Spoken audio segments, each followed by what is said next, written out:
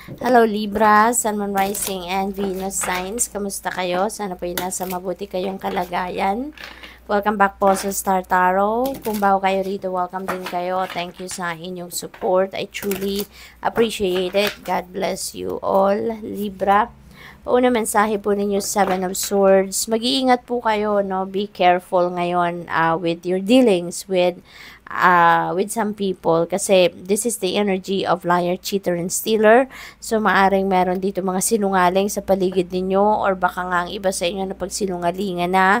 Baka ang iba sa inyo dito pretending to be a good friend sa inyo, pretending to be someone that you can trust, pero nako, wag ka. Yung pala, meron siyang hidden agenda, meron pala siyang binabalak na hindi maganda towards you. So, maging vigilant kayo, maging mapagmatsyag kayo, and use your intuition at all times. Pakinggan ninyo yung gabay ng iyong intuition because it will always give you a signal, no? If there is something off key with the person that you are dealing with. Okay? Nine of Wands. Ayan. Ang tawag dito, protective of yourself. At saka kung ano yung mga pinagtrabahuan nyo na, alam mo yun, yung mga pinagsikapan nyo na, yung posisyon ninyo sa trabaho, mga ganon.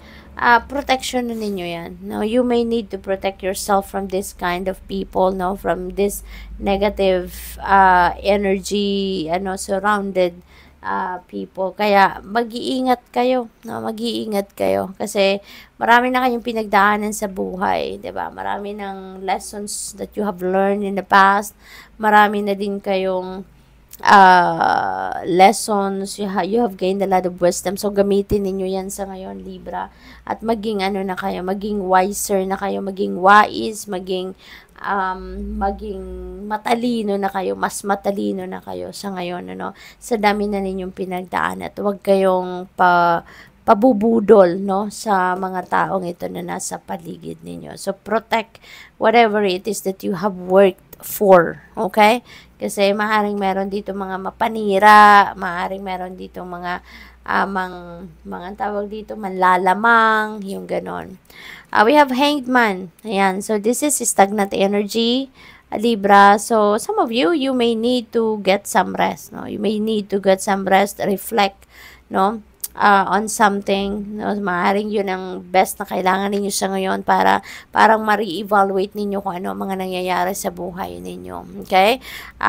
There could be new perspective, there could be new ideas, new plans that may arise dito, no, sa buhay ninyo, Libra. Kaya maaaring yan ang kailangan ninyong pagmuni-munihan sa ngayon. Alright? We have Four of Cups. Ayan. So, may offer sa inyo rito, no, Libra. There is an important offer para sa iyo sa ngayon, pero parang deadma ka, no? Hindi mo to tinitignan or pinipilit mong hindi makita, mapansin, Kasi nga, baka ayaw mo, baka tinatamad ka lang, or baka wala kang gana, diba? So, but this is a heads up para sa iyo. Baka kasi yung opportunity na to na ino-offer sa inyo, baka ito na yung breakthrough ninyo. Diba? Baka ito na yung magdadala sa inyong tagumpay. Baka ito na yung bulong, diba? Ng puso ninyo dati na itong gusto ninyo. Pero ngayon, baka mag-slip away yan sa'yo, no? Kung hindi mo to papansinin. We have healing. Bless all in need of healing, hope, and love. Spirit, grant us the strength and wisdom. Guide us to the path of wellness. Okay? So, maybe ang iba sa inyo kailangan dito ng physical healing. No? Kaya, be open, no, to receiving this healing energy na ipapadala sa inyo ng universe. What else? We have awareness. Ayan, pay attention to the subtleties.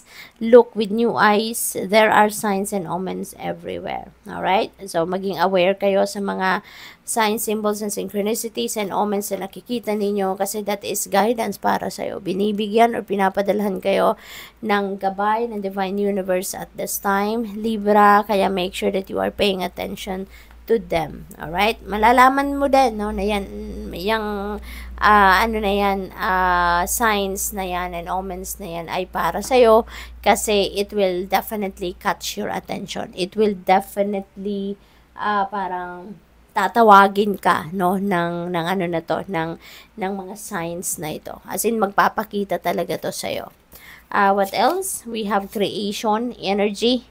Ayan, so, maybe meron kayong sisimulang bago, no? Magsisimula kayo ng bagong venture, magsisimula kayo ng bagong chapter sa buhay ninyo. In some areas of life. Sabi rito, remember your thoughts, shape your future, your words create today, your choices become your reality. Okay? Magandang reminder din ito para sa iyo, no, na maging aware kayo sa iniisip ninyo, maging aware kayo sa nararamdaman ninyo kasi yun ang nagma-manifest sa buhay ninyo. Yun ang makikita ninyo sa inyong 3D reality, no? Kung ano yung may experience niyo sa inyong 3D reality, that is exactly the manifestation of what is what's in your head, what's in your heart, no? Kaya napakahalaga na dapat aware kayo sa kung anong iniisip at nararamdaman ninyo. Okay? What else? We have finding sanctuary, opening to your spiritual source. Ayan. So, you may need to do some kind of pagninilay-nilay talaga, no? Find your inner sanctuary, find your sacred space within yourself. Kasi maaaring matagal-tagal na din kayong hindi nakakapag-connect, no, sa divine universe. Maaaring matagal-tagal na kayong hindi nakakapag-connect sa Panginoon. Kaya it's about time na, no, na makipag-usap kayo with the divine universe in prayer. We have traveling lightly, simplify your life, okay? Maari kasi na stressed out kayo, no? Libra, siguro ang dami-dami din ninyong iniisip, ang dami ninyong ginagawa, marami kayong, kumbaga, maraming naka-schedule, no, na gagawin ninyo. So, that's why, parang nai-stress kayo, no? You're thinking of the things that you need to do, diba? So, busy kayo. Kaya, parang panahon na para mag-step back muna kayo from that. Okay? At saka, magnilay-nilay kayo. Mag-dissect ninyo mga nararamdaman ninyo, mga iniisip ninyo. Kasi, baka maaaring kailangan ninyo ngayon na mag-release, mag-let go kayo ng kung ano yung hindi necessary, kung ano yung hindi na dapat, no? Kasi, baka may mga tao, bagay, sitwasyon na nandiyan sa buhay ninyo, pero baka nagpapa-stress lang ito sa inyo. Baka nakakadagdag ito ng mga bit-bitin ninyo sa buhay, hindi ba? Impasse, reflect, and redirect your energy. Ayan na nga, Libra. So, kailangan nyo talaga na magkaroon kayo ng time, no? Para makapagnilay-nilay, magmuni-muni kayo. It is extremely important for you to reflect.